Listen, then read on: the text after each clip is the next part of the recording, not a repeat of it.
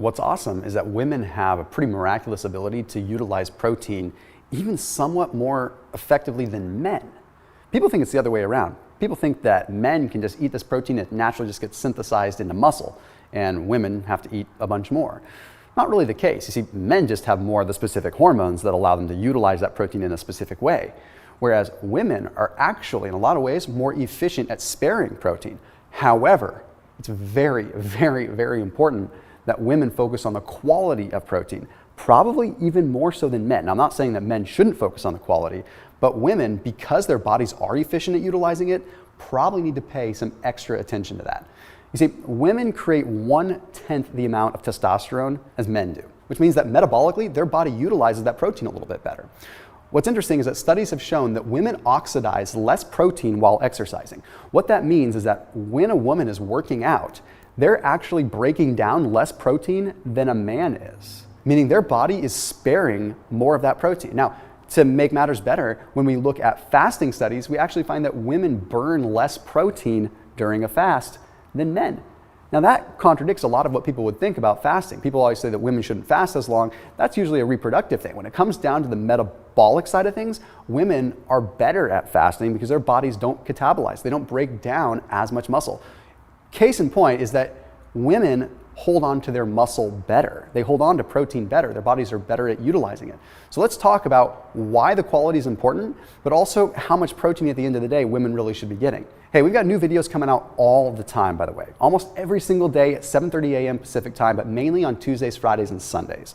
Please do yourself and me a favor by hitting that red subscribe button and then hit that funky little bell icon. Just give it a good old slap, and that's gonna turn on notifications so you know whenever I go live or whenever I post a new video at random times. All right, let's dive into this stuff real quick.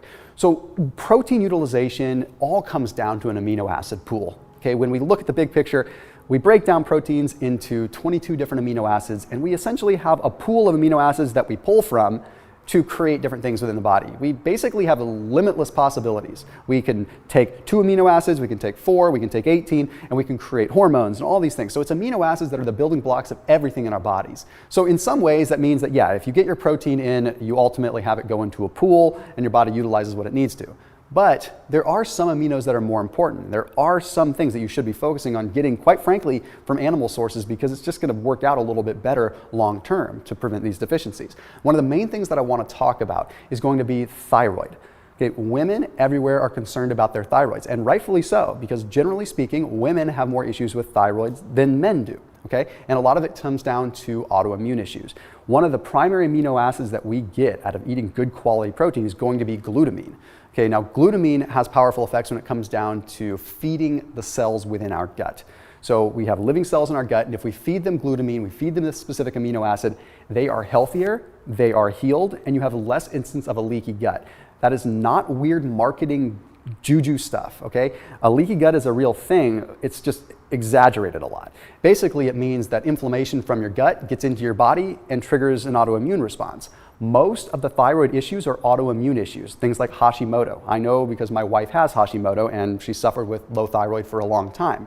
This slows down your metabolism, it makes you gain weight, it makes you hold water, and a lot of it can be helped with getting good quality protein in. The other thing that we have to look at is just creating thyroid in the first place.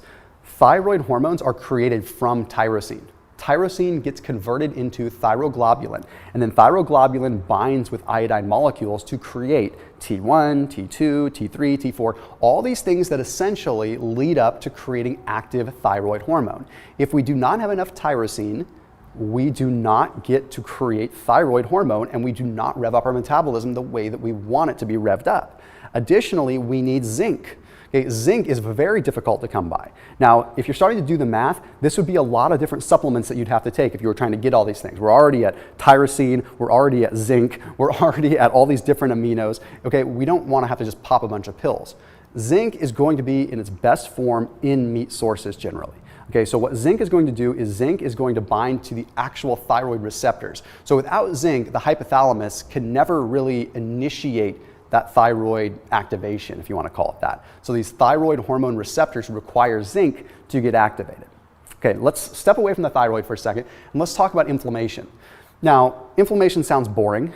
It always does. It sounds very medical, but it has a real practical application with just about everything in your life. Now, although it is true that protein is a part of the inflammatory process and too much protein can in some ways trigger some inflammation, having a deficiency in protein or a deficiency in specific amino acids is actually much worse as far as inflammation goes. So too much protein doesn't make you inflamed. Too little protein is more likely to make you inflamed. Perfect example is taurine. Taurine chloramine is something that promotes apoptosis. So what this basically means is taurine chloramine encourages cells to die when they're supposed to die, which means that the white blood cells can come through and scavenge them easier. Okay, so that's the natural immune process. Whereas if these cells are living longer than they're supposed to, then the white blood cells have to come in and attack them, and this triggers inflammation. So studies have shown that taurine chloramine deficiencies are linked with arthritis flare-ups. So too little protein can essentially cause arthritis to flare up, triggering, of course, inflammation systemically. So we have to be very, very careful there. Now, how this ties in with women, if you look at menstrual cramps and you look at that whole process and how that occurs, the pain is coming from an influx of prostaglandin triggering cyclooxygenase enzyme 2 to elevate, causing some pain. Okay, so proper protein consumption can lessen the inflammation that could reduce the incidence of those cramps, which is again why it's very, very important to get high quality omega-3 meats whenever you can. Okay, omega-6s trigger an increase in prostaglandin. That is sort of the, if you look at the inflammation hierarchy, that's up towards the top. Okay, that trickles down and causes inflammation throughout the entire body. That's water retention, that's face puffiness, that's joint pain, and that's menstrual cramps. Okay, so you do not want to be eating just normal, like low quality meat. Eat a lot of good quality fatty fish, eat sardines, get good quality grass-fed, grass-finished meat whenever you can, because it is going to be more important for you and it is going to make it so you have less in the way of ultimately menstrual pain. But let's go ahead and talk about the big reason, the hormonal reason why women need to be paying attention to the quality of meat. Okay, when we look at traditional feedlot beef, it is pretty scary the amount of hormones they give them. Now, there's 6 main steroid hormones that are given, and these are ones that affect men, but they really affect women because they're not supposed to be having this. We're talking about testosterone, we're talking about estradiol, we're talking about progesterone, and then we have some synthetic hormones that are given like trenbolone acetate, we've got zeranol, and we've got progestin. So these different things cause chaos within the body. Estradiol alone is not going to be good for a female, right? Most of the time when women have issues, it's an estrogen dominance issue, especially premenopausal women. Estrogen dominance is going to lead to a bunch of toxic fat accumulation within the body that only kickstarts a vicious cycle of more estrogen dominance and more fat accumulation and just a lot of just discomfort and pain and irritability. Okay, that's why you have to be extra careful. So when we look at zeranol specifically, which is a hormone that's given to cows a lot, zeranol mimics estrogen within the body, and zeranol has been linked to growing breast cancer tissue. So a direct line item correlation with estrogen and also with breast cancer. Now, I'm not making this an anti-cancer video or anything like that. That's not the goal here. The goal is to talk about estrogen and how this is definitely not good for you as a woman.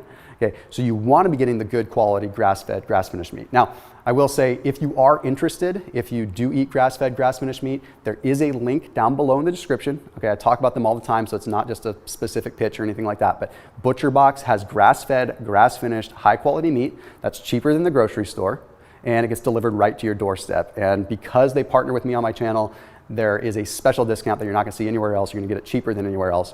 So after you watch this video, if you want to give them a try, check out the special offer that is down below right in the description. ButcherBox literally has saved me so much money by not having to go to the grocery store all the time and not having to spend an arm and a leg on low quality meat. Let's talk really quick again about how omega-6s and omega-3s are working within your body really quick, specifically for women. Okay, so women, omega-3s are going to make it so that protein synthesis happens more efficiently. You are already in a great state where your body is oxidizing less protein, meaning you're burning less. But omega-3s increase protein synthesis. So that means because you don't have the hormones working for you like men do, you need as much in the way of protein synthesis as you can. Omega-3s increase protein synthesis. So you have good quality meat or good quality, line-caught fish that's high omega-3, you're going to get more protein synthesis out of it simply by having the presence of the omega-3s. Plus, it's a less inflammatory system that your body can have just a streamlined approach. Okay, so that's very important. And I do want to touch on hair, skin, and nails because everyone falls victim to the fact that it's just collagen that builds hair, skin, and nails. Collagen is important, okay? Collagen is the scaffolding. That's the best way to describe it. Collagen is the scaffolding, but what about the meat and potatoes, for lack of a better term, right? Like, you have a skyscraper, you have all the rebar, you have the scaffolding, you have the structure, but what about the actual building? What about everything inside of it? Well, that's all the protein, that's all the amino acids. So we need the collagen to give ourselves structure, but what good is structure without actually having the meat and bones of it, right? So like when we look at nails, people always think that calcium builds nails. They always think that's all about collagen. Collagen will give you the structure, but then you need the proteins, okay? I mean, like the cysteine, and you need the methionine to actually build the quality nails, okay? And then we need lysine to actually have healthy hair. So it comes down to eating overall protein, not just getting collagen in. So if you are on a low carb diet, I don't want you to fall victim to just consuming collagen protein. I find way too many people doing that. In fact, I have to say, like, even myself and my wife for a while were just leaning on collagen, and then we realized, wait a minute, this is not just the trick. It's a good supplement to have in addition to, but it's the protein overall that makes your hair grow and makes everything the way that you want it. All the sort of beauty proteins, if you want to call them that. And then I want to end on one other important thing for those of you that are interested in it. It's not about the calcium with the bones, okay? It's about protein, okay? The Osteoporosis Journal published studies that show that protein is just as important as the calcium. And if we have high degrees of inflammation because we're deficient in protein, then calcium doesn't get into the bone the way that it should. It stays in the arteries, which causes an issue. So for general health, for overall fitness, this is what we want to be paying attention to. Now, I promised you some numbers. It's been shown that women don't need as much. So whereas men, it's recommended 0.8 grams per pound of body weight that you desire to weigh, for women, you could probably get away with like 0.5, 0.6. However, you're going to spend a tiny bit more money because you're going to go for the really high quality meat whenever you can, but that's okay. You don't have to consume as much because your body's not burning as much. So anyhow, I hope that this gives you a good breakdown and gives you some justification to go to town on that protein, because it doesn't get converted as fat, it gets converted to muscle, honestly. As always, keep it locked in, and I'll see you in the next video.